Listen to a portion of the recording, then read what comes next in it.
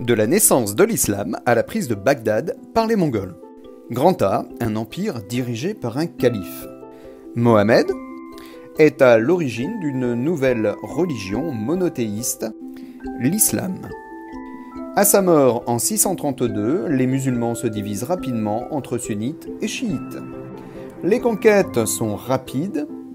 Après les 4 premiers califes, l'empire est dirigé par la dynastie des Omeyyades, dont la capitale est Damas.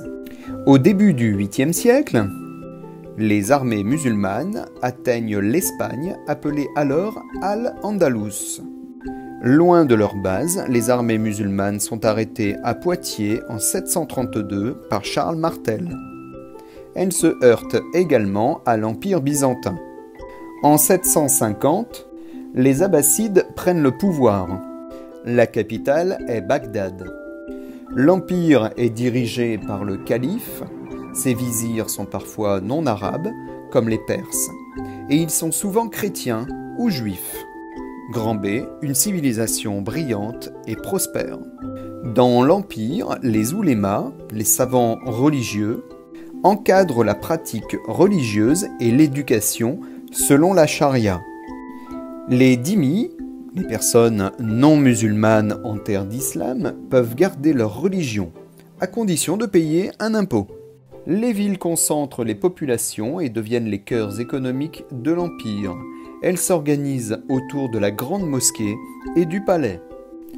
On y vient pour faire du commerce dans les souks, des études dans les madrasas, c'est-à-dire des écoles religieuses, ou en pèlerinage lors des grandes fêtes.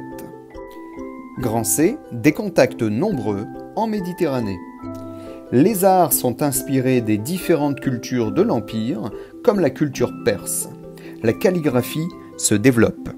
Les califes Haroun al-Rachid et al-Mamoun encouragent la philosophie, la théologie, les mathématiques et la géométrie. Les savants musulmans s'intéressent à certains textes antiques qu'ils traduisent en arabe. Les échanges entre les États chrétiens et le monde musulman sont variés. La Méditerranée est sillonnée par des marins, des guerriers, des marchands.